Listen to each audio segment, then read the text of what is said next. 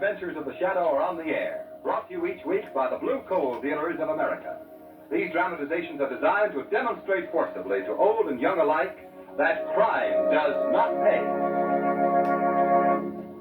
Before the Shadow begins today's adventure, let me ask you, are you householders starting the new year the Blue Coal way?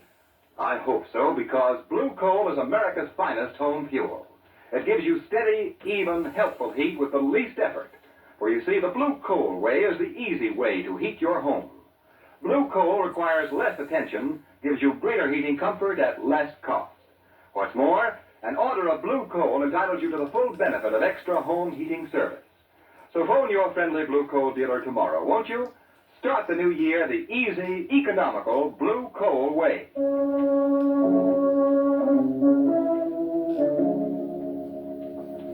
The Shadow, mysterious character who aids the forces of law and order, is in reality Lamont Cranston, wealthy young man about town. As the Shadow, Cranston is gifted with hypnotic power to cloud men's minds so that they cannot see him. Cranston's friend and companion, the lovely Margot Lane, is the only person who knows to whom the voice of the invisible Shadow belongs. Today's story, The Ghost on the Stair. It is evening. We find Margot and Lamont seated on the veranda of a small hotel. They are conversing with the proprietors, Roger Miller, and his wife Adele. Adele, I should say that you and Roger have discovered the ideal way to live. Really, Lamont? Yes, I should be quite content to change places with you. No. I'd like nothing better than to spend my days just sitting here on the veranda, observing the daily life of this delightful old southern town. Oh, here, listen to old Pappy Cranston. There's the cross I have to bear. Margot just doesn't understand me. Oh, I know you too well, my friend. Oh, is that so? Yes, you'd be running this hotel for 5 minutes when up would pop a murder or a crime or a mystery, and you'd be off to the races again. Well, if it's a mystery he wants, he wouldn't have to leave the premises. Well, what do you mean, Roger? Oh, forget it. Now, there you see, one sniff and he's on the trail. Don't pay any attention to my facetious femme, Roger. What were you referring to? Oh, it's not very exciting, Lamont. Our mystery is why we can't get the guests to stay at the hotel. It's not really a mystery, Roger. Why don't you tell them the whole story? Yes, please do. Well, as you know, about a month ago, I inherited this place from my uncle. Yes, I remember. Since we've taken possession, no guest has ever stayed here more than one night. What? I said that no guest has ever stayed more than one night. Well, why is that, Roger? Because there's a ghost legend, a jinx on the place.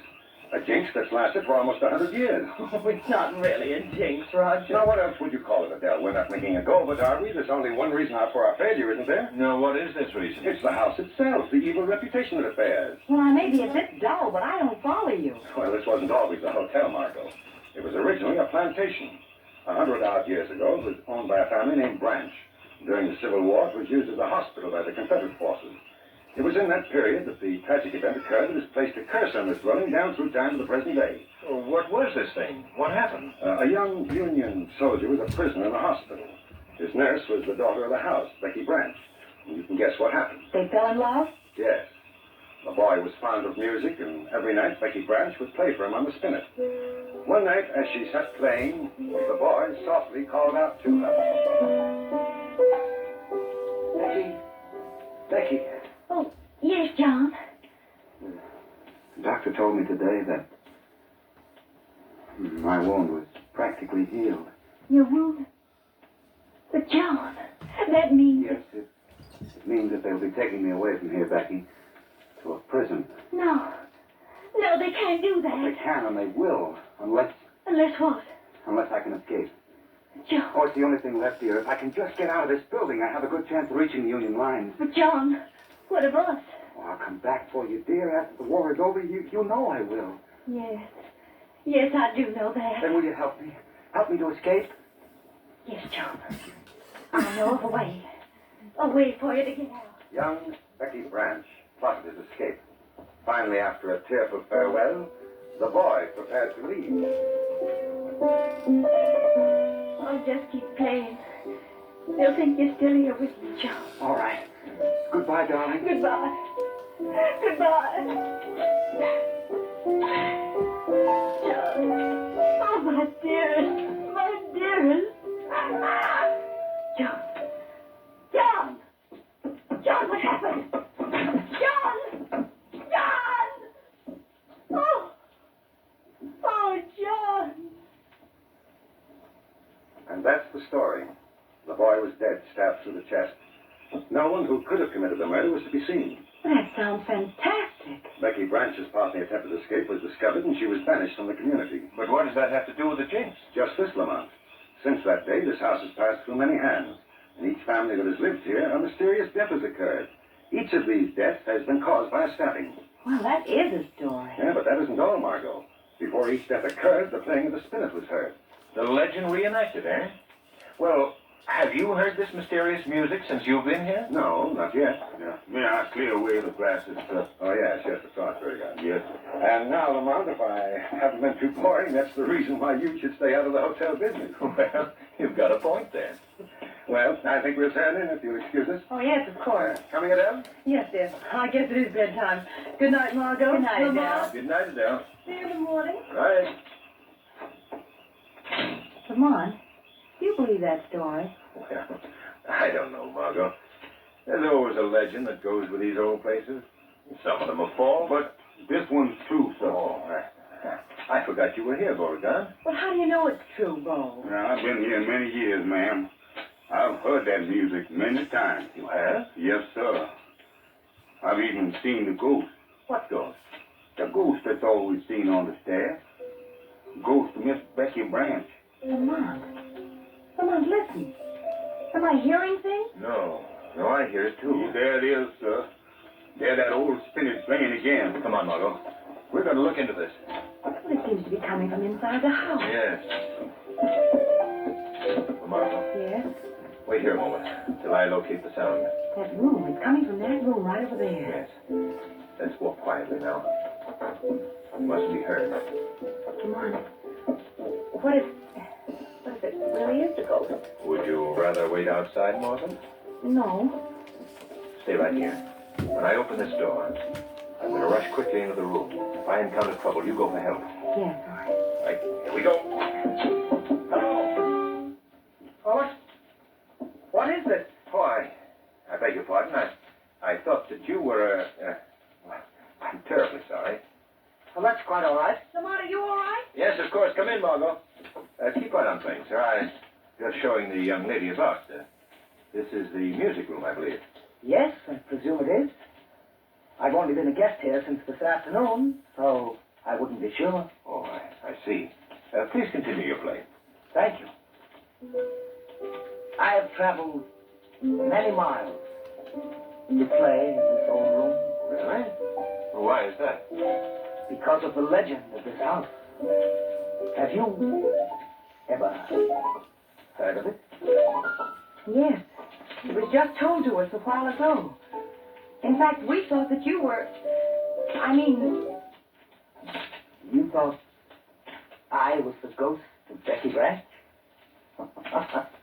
No. But I have come here to seek inspiration from her departed spirit. Oh, I see. I'm a composer.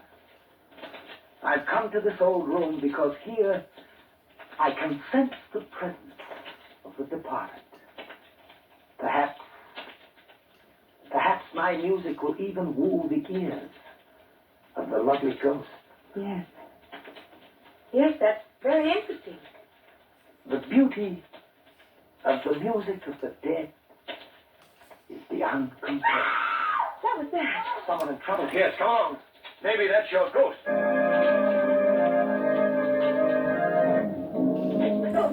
The ghost again. Oh, now, you must calm down, Mrs. Turner. Oh, I'm sorry. I didn't mean to upset everyone. It was just so startling. What's the problem? What happened? Oh, Lamont, this is Mrs. Turner, a guest here at the hotel. Oh, how do you do?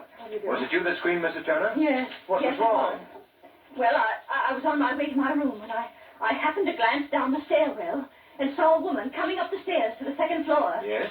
Thinking it was Mrs. Miller, I went to greet her. When I reached the head of the stairs, there was no one there. What? No, it was such a shock that I just screamed, I guess. Was it you, Adele? No, indeed, I was in my room. Oh, I see. Well, are there any other women guests in the hotel, Roger? No, no others. Well, perhaps you just imagined you saw someone, Mrs. Turner. No, I'm positive I saw a woman. Of course you did. What? She saw the ghost. The ghost of Becky Branch. What did you say, Mr. Simeon? It was Mrs. Turner's privilege to see a very old resident of this house, the spirit Becky Branch. What's he saying? Are there really ghosts here? Of course not. That's not true, Mrs. Miller. Now, what makes you so sure of that?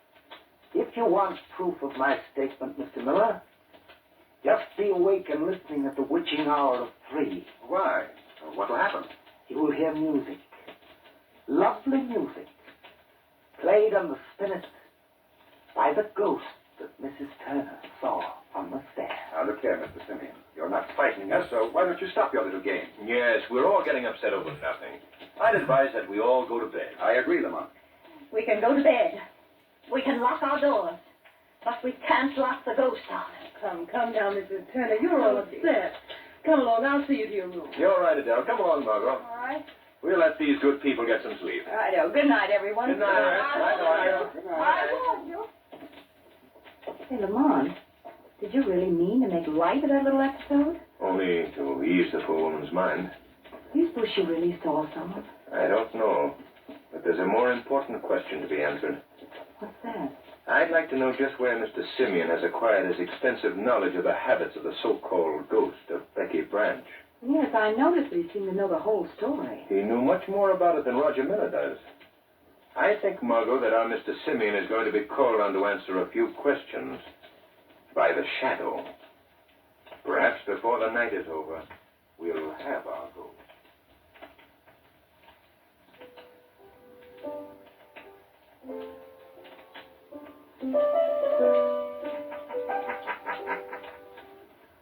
What was that? I hope I'm not intruding, Mr. Simeon. Who speaks to me? Men call me the Shadow. Where are you? I see no one. I'm standing right here beside you. I don't understand. Mr. Simeon, I have the power to make myself quite invisible to your eyes. What do you want of me? Why are you here? I want you to answer a few questions. What about? How do you know so much about the legend of this old house? Where did you hear of Becky Branch? What is that to you? Answer my question, Mr. Simeon. Very well. Very well, I'll tell you. I was born in this house, Mr. Shadow. I spent my early youth here. I used to play on this very same spinet. Was there any evidence then of this so-called ghost? Oh, yes. We heard her many times, many times. She played so beautifully. Was she ever seen? Only as she was seen tonight on the stairs. Do you believe this legend? Of course. I have very good reason to believe it. Why? On the second floor, by the staircase, my father was found, my stepfather, stabbed to death. Who did it? Who killed him? He never found out.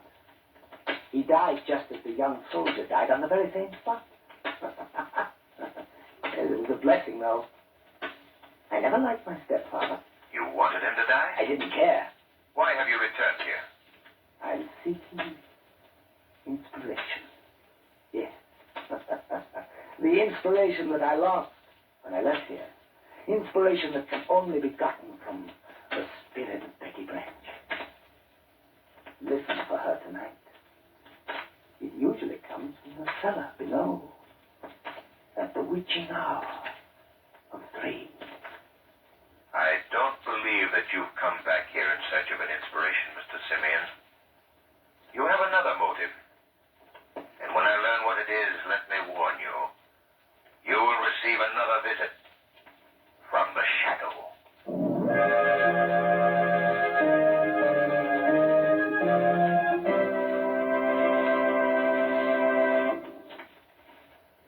What is Mr. Simeon's true motive? We'll find out in just a moment. But first, here's a question that's nearer home. Have you ever asked yourself, how can I cut down my coal bills this winter? Well, the answer to that question is blue coal. For not only does blue coal burn steadily and last longer, but with every order of blue coal, you get free heating advice that helps you cut your home heating expenses. These helpful hints come to you as an extra courtesy extended by your friendly blue coal dealer. And he offers you another aid to economy, the blue coal automatic heat regulator. Its initial cost is surprisingly low, and it pays for itself over again in the fuel it saves you. A blue coal heat regulator working with blue coal makes the perfect heating combination. For blue coal gives you better heat with less attention, and the heat regulator saves unnecessary trips by automatically opening and closing the dampers on your furnace. Phone your neighborhood blue coal dealer tomorrow and ask him to show you this easy, economical way to heat your home. His name is listed in the Where to Buy It section of your classified telephone directory under the words Blue Coal. And now, back to the shadow.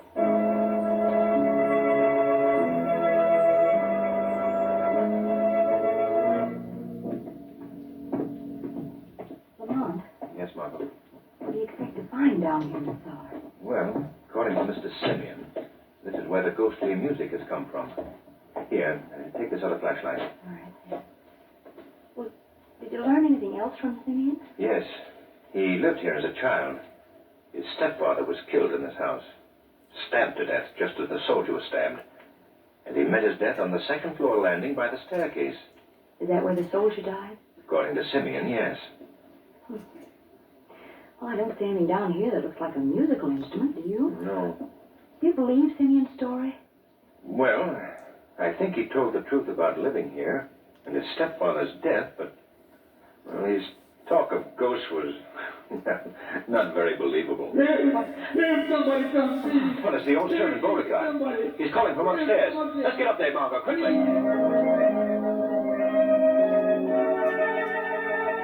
Oh, Lordy. Lordy, oh. What is it, Bo? What's the problem? Look there, Mr. Cranston. It's Mr. Simeon. Yes, sir. Yeah, you better not look, Margot. It's Simeon. He's been stabbed in the chest. Oh, is he dead? Yes. Oh, Lordy, just like the Yankee soldier. Just like what happened to him. The ghost done it. That's what. Be quiet, Bo. What's wrong here? Why were you calling out, Bo? Look, Master, look. Good heavens. What happened? Simeon was stabbed in the chest. He's dead. How did it happen? I don't know. When did you discover this, Bo? I just come walking down the hall, sir. There he was, stretched out like you see him now. Oh, I see. Oh, Roger, you sleep on this floor, don't you? Yes? Did you hear anything? Sound of a struggle or a fight? No, not a thing. Oh. Well, we'd better call the police at once.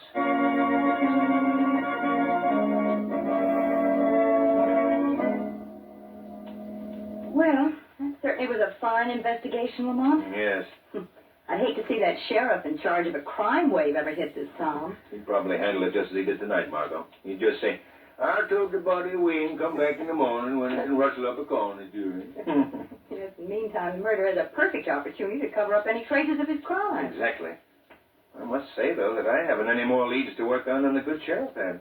No, Mr. Simeon was your number one suspect in this ghost business, wasn't he, Lamont? Yes. I felt that he knew much more about what went on here than he was willing to tell. Maybe that's why he was killed. That's quite possible. But who could his murderer be? There are only 4 other people in this house. Old Beauregard, Mrs. Turner, Adele, and Roger. Yeah. Roger. Did I hear you mention my name? Roger! Oh, sorry, Margot. I didn't mean to startle you. I heard your voices, so I came in to see if you'd uncovered anything. Well, no, I'm afraid we haven't. Well, I guess we'll have to wait till morning now. I'll say, why don't you two get some sleep? We will presently, Roger. Well, good night. Good night. Night, Roger.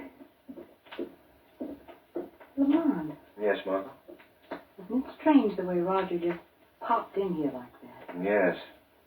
There are several other points about Roger that need clearing up in my mind. What do you mean? Don't you think it odd that he didn't hear any sounds when Simeon died? His room was right on that floor. Yes, And why did he take so long in responding to Beau's call for help?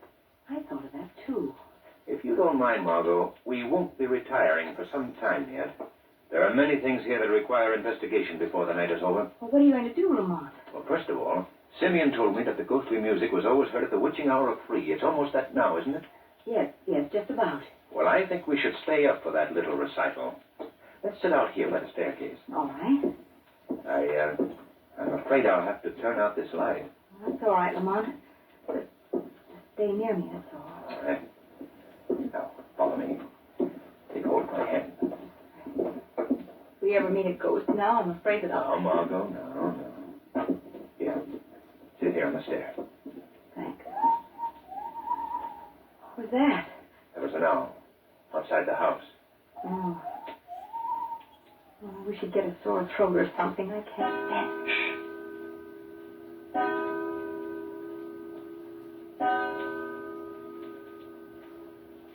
Well, according to Mr. Simeon's story, it's time now for the concert to be...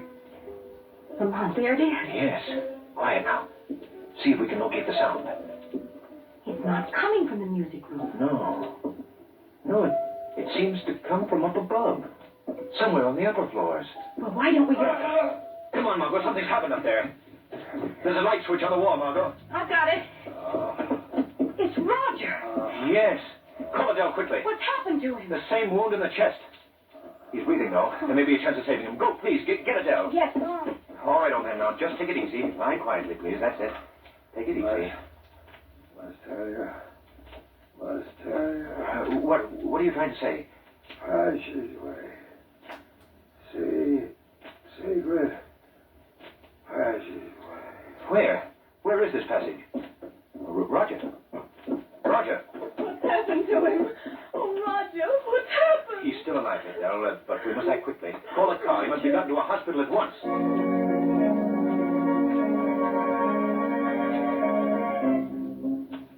It was much more important for Adele to regain consciousness to call us at once. Well, Lamont, this passageway he spoke of.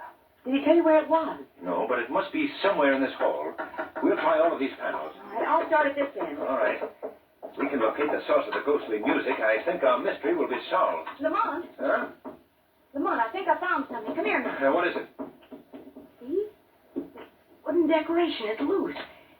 And it seems to pull down. Yeah. Wait, Margot. Let me do it. I can do it. It's opening. Margot, look out!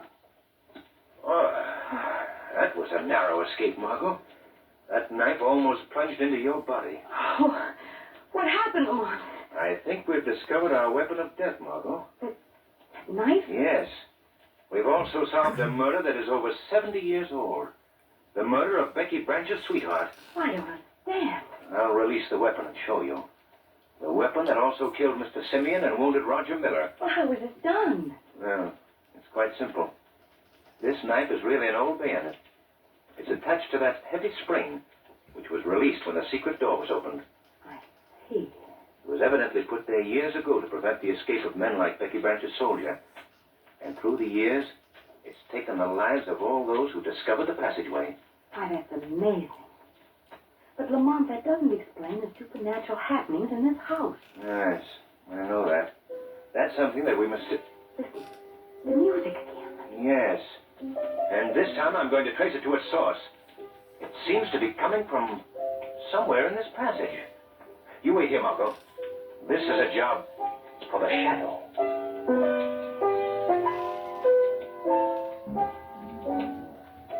If I play, he'll return. He must return. But it's been so long. Old woman. Oh, did someone speak? I did. What are you doing in this house? Playing my spinet. Who are you? I'm Becky. Becky Branch. John. John, it's you. It's you. You've come back for me at last. You are Becky Branch? Yes. Don't you know me, John? Don't you remember me? I've gotten older. I've been waiting for you so long, so many years. You've been waiting here, in this house? Just at night. Only in the night I return here. They sent me away, John. They sent me away when you escaped. You remember that night when I played for you as you left? I was away for many years. Then I returned. No one in the village knew me. I could go and come as I pleased. So I came to the house here at night by the cellar entrance and played just as I'm playing now, hoping that someday my playing would bring you back to me. You've waited many years. Many years, John. But it's all worthwhile now. You've come back to me. You've come back to me. I'm so glad. Now I won't have to.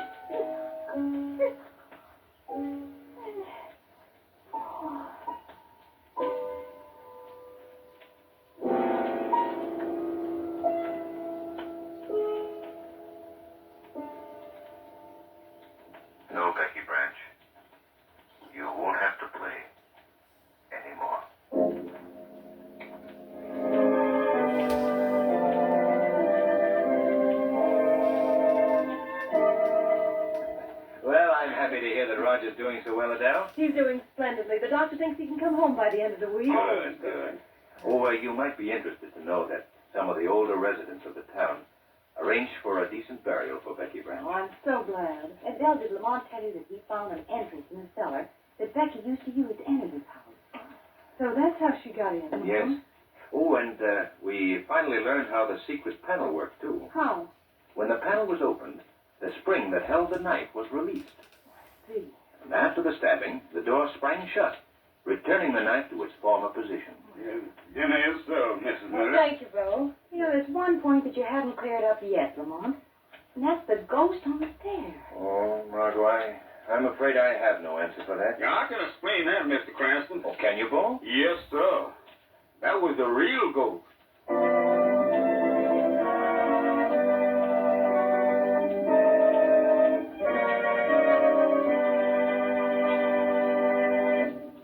More from the shadow in just a minute. But first, here's John Barclay, America's home heating expert. Mr. Barclay. Thank you, Ken Roberts, and good evening, friends. You know, every good housewife takes a kind of pride in her kitchen. She installs the best cooking equipment she can afford, and she keeps her kitchen clean and immaculate. Well, that's as it should be. But you men don't have to let the ladies get ahead of you. No, sir. You can have your cellar just as modern and clean and immaculate as your wife's kitchen. And it won't cost you anything either. As a matter of fact, you'll save money just by following the advice I've given thousands of other householders. Ask your blue coal dealer for the free services of a John Barclay trained serviceman. He'll tell you in a few simple words just how to bring the furnace you've had for years right up to date. He'll show you the clean and easy way to operate your furnace.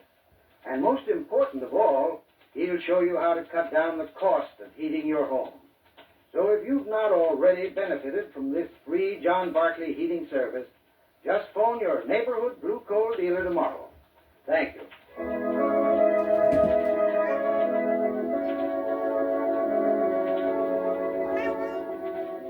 Today's program is based on a story copyrighted by the Shadow magazine. The characters, names, places, and plot are fictitious. Any similarity to persons living or dead is purely coincidental. The weed of crime bears bitter fruit. Crime does not pay. The shadow knows. Next week, same time, same station, the Blue Coal Dealers of America bring you an adventure of the Shadow unequaled for sheer terror and stirring dramatic action. So be sure to listen, and be sure to phone your friendly Blue Coal dealer for greater heating comfort at less cost. This is Ken Roberts saying, keep the home fires burning.